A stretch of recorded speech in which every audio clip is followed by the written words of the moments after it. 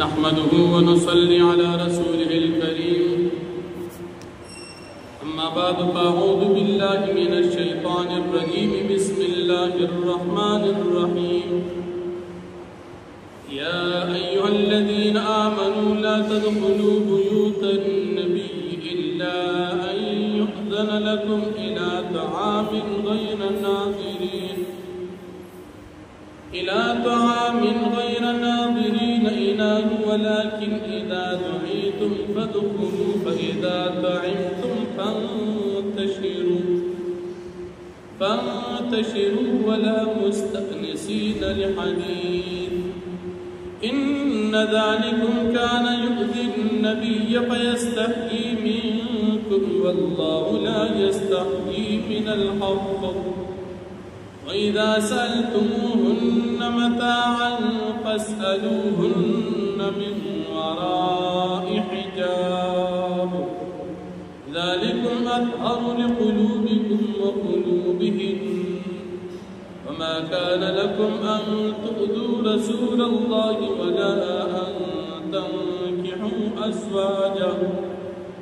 ولا أن تنكحوا أزواجه من بعده أبدا إن ذلكم كان عند الله عظيما صدق الله العظيم سورة الأحزاب دویشتم پارا 53 نمبر آیت مخی آیاتن کی د نبی علیہ السلام خصوصیات بیان شو اس پر آیاتن کی د نبی علیہ السلام فضائل بیانی شان نزول د آیاتن داسدی نبی کریم صلی اللہ علیہ وسلم د حضرت زینب بنت جحش رضی اللہ عنہا سر چکل وعدو او نکاح اکڑلا نبی علیہ السلام د مسلمانانو د پارا د ډوډۍ انتظام نبی علیہ السلام صحابه کرام مدعو کړل ډوډۍ د پارا حاضر شو ډوډۍ صحابه کرام وخوړل داغې نه بعد بعض صحابه کرام پاتې شو او بعض صحابه کرام رخصت شو نبی علیہ السلام تدا خبر ډیر تکلیف والا جوړه شو ځکه نبی علیہ السلام انتظار کو چې دوی به کله ځي تر دې پورې چې کله بهر وته کله دننه اخر دا چې درې کسان اخیرني کم پاتو هغوی هم رخصت شو حضرت انس رضی الله عنه فرمایي ما نبی علیہ السلام ته وی چې کسان لاړل نبی علیہ السلام کور تراوي کور ته داخل شو پردې را واچولا او زه د پردې نه بهر پاتې شو نو پدې آیاتونو کې الله جل شانه د ډوډۍ د دعوت آداب بیانې اولنی ادب چې تاسو بغیر اجازه تا د چا ډوډۍ مخورئ دویم ادب چې تاسو ته کوم وخت یاد شوي د ډوډۍ د هغې نه وړاندې مه ځئ دریم ادب چې ډوډۍ مو وخوړله واپس ځئ څلورم ادب چې تاسو کله ډوډۍ وخوړله نو په ډوډۍ خوړلو کې کوربه ته تکلیف مه ورکوئ چې هلته بیا ناست دي او بل پدی آیاتونو کی اللہ پاک د پردی متعلق هم حکم نازل بیبیانو باندی او د امتی مسلمہ پزنانو باندی د پردو نارینو نا د پردی حکم پدی آیت کی نازل شو او د اللہ جل شانہ د طرفنا د نبی علیہ السلام د بیبیانو د ټول عمر د پارا د نکاح حرمت بیان شو چې د نبی علیہ السلام بیبیانې ستاسو د پارا دا میندې دي تاسو چرته هم د دې سره نکاح نشي کولی ځکه دا ستاسو د پاره یو ډېر لوی جرم به وي او بل الله جل شانه د نکاح اجازت ذکر کوي چې تاسو چا سره نکاح کولی شئ او د چا نه ستاسو د پردي اجازت شته او د چا نه پردي اجازت نشته زنانو باندې پرده نشته د پلارانو بچو ورونو خویندو ورینو اوریرونو او د زنانو نه او د وینځو غلامانو هغه غلامان چې د بلوغ نه وړاندې وي یا وینځي د دین په زنانو باندې پرده نشته او بیا الله پاک فرمایي چې زه په دې پیغمبر علیه السلام باندې درود وایم فرشتي په درود وایي مسلمانانو تاسو هم په دې نبی علیه السلام باندې درود وایي په ټول عمر کې د درود شریف یو پیر ویل فرض دی او په مجلس کې چې د نبی علیہ السلام نوم ذکر کیږي نو یو پیر ویل پکې واجب دي او بار بار ویل دا مستحب دي. یو پیر چې مجلس کې د نبی علیہ السلام نوم واخیستل شو هغه سره صلی الله علیه وسلم یو پیر ویل واجب دي او چې بیا بیا اخیستل شي هغه سره بیا بیا ویل د درود شریف دا مستحب دي. په درود شریف کې بهترین درود هغه مانځه والا درود شریف دی. نبی علیہ الصلوۃ والسلام نے صحابه تپوسو چې دی الله پاک فرمایي چې تاسو په دې پیغمبر علیہ السلام درود او سلام وایي. سلام من پیجن په مانځه کې وایو السلام علیک ایها النبی ورحمت الله وبرکاته. سلام پیجن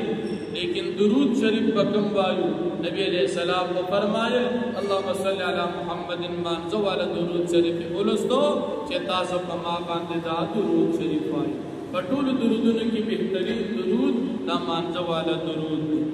الله جل شانه درود وایي داغي معنی الله پاک رحمت نازل یا داغی مانا نبی علیہ السلام تب دا قیامت پرز مقام او مرتبہ دا شفاعت برکی. فرشتی درود شریف پا پیغمبر علیہ السلام باندے وائی نو دا نبی علیہ السلام دا پارا دا اچتوالی دا درجو دعاگانے کی او مسلمانان پا نبی علیہ السلام درود وی یعنی دا نبی علیہ السلام تابداری بکی پا دی که دا مومنان دا پارا کامیابی. یا اللہ پاک فرمائی چې څوک ماتا او زما پیغمبر له تکلیف ورکړي او دی تغلیب پسې خبرې کوي او بې ادبي کوي په دې باندې په دنیا او په آخرت کې لعنت او په آخرت کې د دې دپاره د جهنم عذاب او وعید. نبی علیہ السلام بې ادبي کول نبی علیہ السلام له تکلیف ورکول د الله جل شانه د طرف نه د لعنت اعلان او د جهنم وعید. مومنان له تکلیف ورکول که نارینه دی او که زنانه دي الله جل شانه فرمایي دا لوی جرم او غټه ګناه ده. نو مسلمان شان بداوي چې نه به پیغمبر علیہ السلام ته تکلیف ورکړي او نه به مسلمانانو له تکلیف ورکړي دواړه ورکول حرام دي. الله جل شانه فرمایي یا ایها الذین آمنوا اے مومنان لا تدخلوا بیوت النبی تاسو مداخلېږي کورونو د نبی علیہ السلام ته حکم د پردې نازل شو مداخلېږي الا ان یؤذن لکم مگر دا چې تاسو ته اجازت ملو شي لا طعام د ډوډۍ نو داخل شي او غیر ناظرین اناه نبی انتظار کوونکې لوگ ہوتا داسې به نه کوي چې لا ټیم ستاسو ته مخکې نه لاړې او ورته انتظار کوي چې اوس به راله ډوډۍ روباسي نو ادب د ډوډۍ دعوت ملو شو څه ټیم یاد کړی هغه ټیم ته ورشي وړاندې مزه که خاص قریبی کسی او قربه خوشحالی کی او خدمت دپاره دی غواړي بیا مخکې لاړ شي. ولکن اذا دعیتم لیکن کله چې تاسو ته دعوت درکړل شي فادخلوا پس تاسو داخل شئ. فاذا طعمتم پس کله مو چې تاسو ډوډۍ وخوړله فانتشروا بیا خواره شئ. دعوت درکړې ډوډۍ د خورئ سارېږه ما د قربه به څه کار خپل کار به کې ستا د وجې به هغه ته تکلیف وي. فانتشرون تاسی سارېږي مخواره شي ولا مستأنسین لحدیث او تاس آرام محاصلوي د خبرو دپاره ګپ شپ دی سارېږي ما ډوډۍ دعوت چادر کې ډوډۍ دی وخوړه بس ایسارېږه مزه او که قربه درته چې لکه ته ایسار چې تا سره بېکار بس بیا ټیک دی ایسار اجازت. ان ذالکم بېشک دا ستاسې ایسارېدل کانه یؤذي النبي دا تکلیف ورکړي پیغمبر علیه السلام ته فیستحیي منکم نبی علیه السلام شرمیږي ستاسو نه. نبی علیہ السلام شرمیږي تاسو ته نه وایي چې بس ځئ خو ډوډۍ مو وخوړه ځئ کنه درته نه وایي چې تاسو لاړ شئ شرمیږي.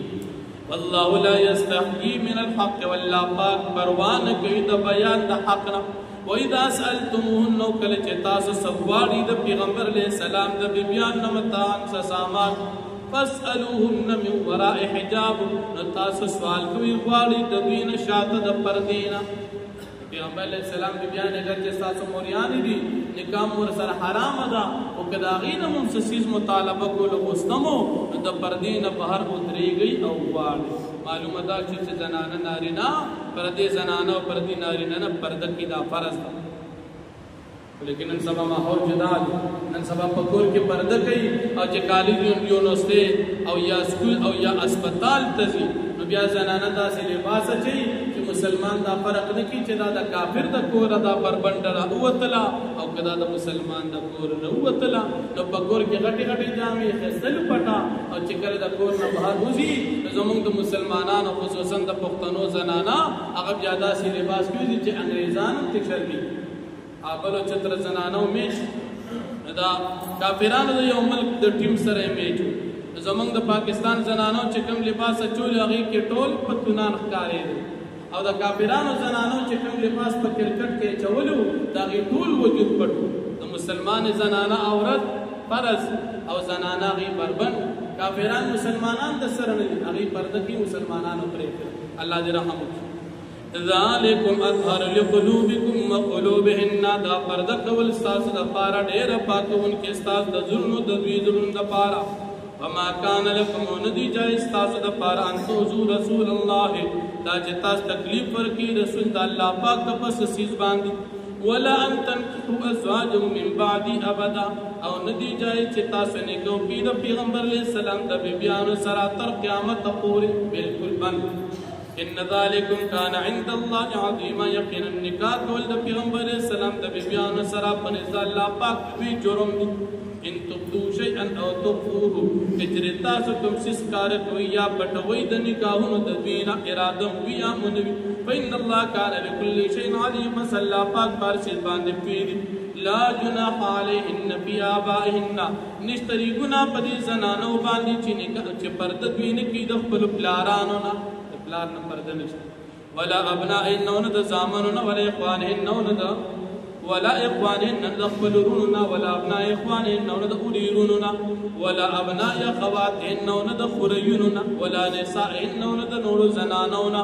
ولا ما ملكت ايمانهن ند غبن غلامان نچدي مالکان دي واتقين الله ذا زنان دي يريك اذا الله پاکنا ان الله كان على كل شيء شهيدا بشك الله پاک ہر چیز باندې گواہ دي ان الله وملائكته بشك الله پاک او فرشتي د الله يصلون على النبي دي درود وی په نبی عليه السلام يا ايها الذين امنوا مؤمنانو صلوا عليه تاسو پیغمبر علیہ السلام باندې درود وایي وسلموا تسلیم و سلام وایي په سلام علیه السلام ان الذين يؤذون الله ورسوله بشکا کسان چې تکلیف ورکړي الله پاک او رسول د الله پاک لعنهم الله في الدنيا والاخره لعنت دي کی پدی باندې الله پاک په دنیا او آخرت کې اعد لهم عذاب مهینا او الله پاک درکړي د دوی د پر عذاب رسوا کوونکی والذین یؤذون المؤمنین والمؤمنات او کسان چې تکلیف ورکړي مؤمنانو سره مؤمنانو زنانو ته بغیر مکتسبو بغیر د سجرمنا